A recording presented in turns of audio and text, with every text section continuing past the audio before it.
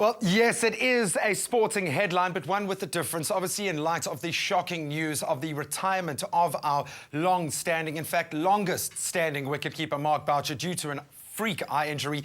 We have brought in an ophthalmologist, Dr. Asher Sachs.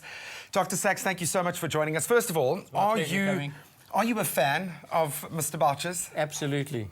After catching 999 batsmen out, I think it's a fantastic record that he's got. He really has done South African cricket a service, but what a terrible way for his career to end. I think everyone out there has a lot of questions as to how this injury could escalate or be as dire as it is. Can you give us a bit of background in your obviously limited understanding of what has happened to him? In your experience, what could have gone wrong with his eye and why the seriousness of the injury? How could it lead to him having to retire? Well, first of all, I think it's a very freak injury. It's the matter of the bail hitting his left eye. Fortunately, his cornea is not damaged. They say the injury is extensive and there is blood in the eye. It's very difficult for me to comment on the injury, not having seen the patient. But obviously, he's been treated well, and one has got to be very, very cautious, and I think one has to be just very, very patient for the eye to heal. One can't rush in and clean up as much as possible. You know, there's a lot of absorption of the blood that needs to be done. And parts of the eye can be damaged. I don't know how extensive it is. The BBC reported last night that the injury is extensive, but what that means is very difficult for me to say. You have to examine the patient, and once you've examined the patient, you can give a clear comment. But I can give briefly and just an overview of the type of injuries that can arise. Usually with sport, we don't, with ball injuries like cricket, we don't normally have very, very serious injuries as far as the eye is concerned. Certainly not a bail. Yeah, no, certainly. But the orbit itself, the bony part around the eye that protects the eye, usually protects the eye if a large ball hits the eye. We usually see damage from our shuttlecocks and our squash players. But I can just show you just briefly a model of the eye, and then you can get an idea of what most probably has happened. But it's very difficult for me to say. Obviously, his career has ended as far as cricket is concerned, but it's a remarkable career that he has had. Yeah, if you can take us through exactly, in your mind, where the danger is and why it is such a serious injury in terms of having to obviously now take a lot of time to recover and heal, and dealing with the eye. Obviously, there are no shortcuts. In your mind, is this an injury that he is going to be dogged by for the rest of his life? Do you think this is something that can heal? As I said, I don't know what the extent of his injury is. It all depends on the integrity of the retina, that is the membrane that registers the light.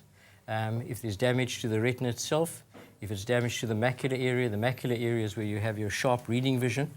And obviously he relies on binocular vision, 3-depth vision, and the optic nerve. Now, it looks like the injury was sustained to the white of the eye. How do they go about treating this? How can you operate on that area of the eye? Or, sort of what territory are we in here? Well, let me just quickly show you. This is just a plastic model of the eye. We have 6 muscles controlling the movement of the eye. The outer glass of the eye is the cornea. Let me just dismantle this for you here. Oops. This one comes apart. The eye doesn't normally come apart so easily.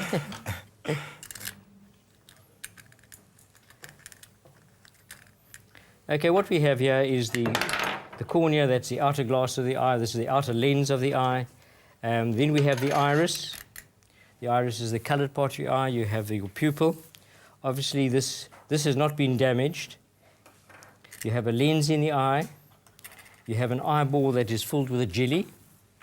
The inside of the eye is a membrane which we call the retina. You have blood vessels and you have the optic nerve. Usually you find what will normally happen is a ray of light hits an area called the macula in that area over here. Now what has happened to Mark is that the front part of his eye, that is your lens, your iris, apparently has not been damaged, but they say his sclera has been damaged. The sclera is the covering of the eye. covering of the eye is approximately 0.5 millimeter thick.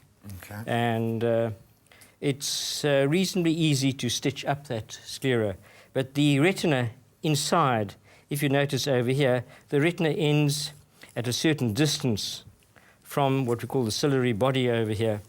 If the injury is right forward over here, we can save a lot of sight.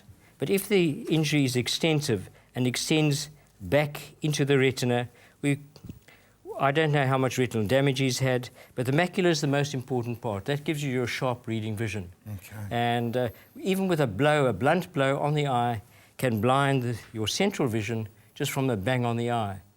But a bale is an unusual thing. Apparently it gave a laceration. It is a blunt object. It's not a knife.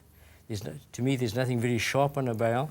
And that's a very, very freak injury. It really is a freak injury, and we send our best to Mark Boucher and the rest of the Protea cricket side. I know you are a big fan, and I'm sure you'll be watching the story very closely. Absolutely. But we look forward to having Mark back in the country and hopefully finding out a little bit more about what exactly has gone on and what lies ahead for him in his career. But Dr. Sachs, thank you so much for joining us. Thanks for inviting me.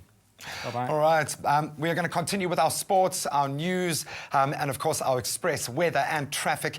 And Kat and Ewan are standing by to help us continue this crazy morning. Still lots to give away this morning. You do not want to move.